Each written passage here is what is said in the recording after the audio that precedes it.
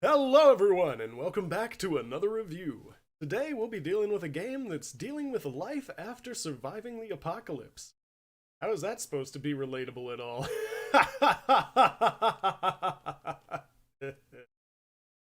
Yeah, we'll start the review. This is the good, the bad, and the bland of Grim Dawn.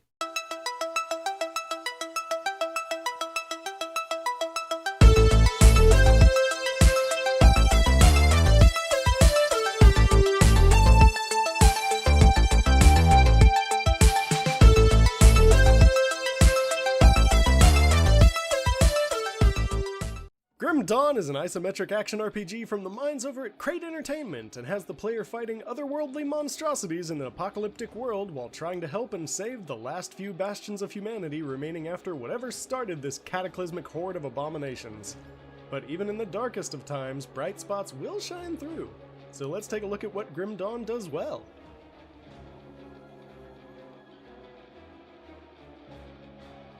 The progression system is by far one of my favorite aspects of Grim Dawn. Whenever you first level, the game has you pick your primary class, which in turn has you deciding between cranking points into various abilities or raw stats to unlock higher tier abilities. But upon reaching level 10, the game will have you choosing one of the other classes, giving you the ability to come up with all types of crazy class combinations to create a plethora of different builds. In addition, Grim Dawn features an entirely separate skill system called Devotions, which is the game's way of rewarding exploring by having you seek out numerous shrines hidden throughout the world to grant you even more customization with numerous buffs and abilities. The overall tone of the game's universe is well designed as well and is fleshed out with tons of notes and journals that really expand on the lore and grants a great insight into the state of the game's world. The actual combat itself also feels fantastic, typically requiring players to pay attention to their surroundings lest they become melted in a pool of foul sorcery or poison. And speaking of foul sorcery, let's talk about this game's darker points.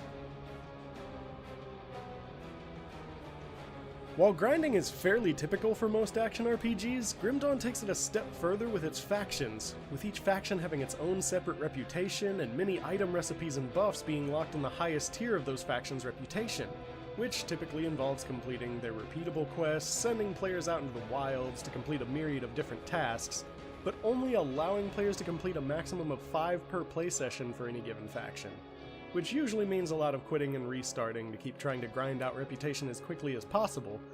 And while there are plenty of class combinations and skill variants that can create varied and interesting builds, there are a few that don't really synergize at all and can lead to some frustration when first getting acclimated to the game. Now with that out of the way, let's go ahead and move on to the bland. Grim Dawn does something very interesting with its mapping in that it randomizes some elite monster spawns but keeps basically everything else the same for every playthrough. Every main enemy and object will always be in the same spots, and the layout will always be exactly as it was every other time, which means that mastering the layouts can lead to increased efficiency, but also means that every time you want to experiment with a new character or a new build, you'll be seeing everything the same as before, which can lead to it feeling slightly more repetitive than some of its other action RPG cousins. It also deals with respeccing differently as well. Instead of having a cost to reset all of your skills, it sets an ever-increasing cost on removing single skill points, which allows you to slowly erase some of the mistakes you may have made in a build without having to remember every single other point you may have put into it. Now let's head for that wrap-up. Grim Dawn is a complex and rewarding action RPG that brought back a lot of the feelings I had from playing Diablo 2.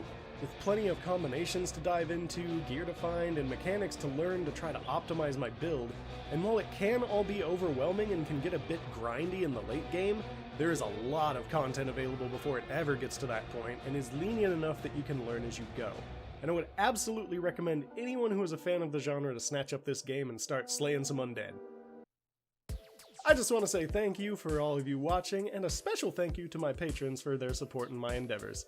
And I'd love to hear any of your thoughts on Grim Dawn or any of the other games we've covered so far, so if you want to chime in, feel free to leave a comment down below or come hang out in the Discord.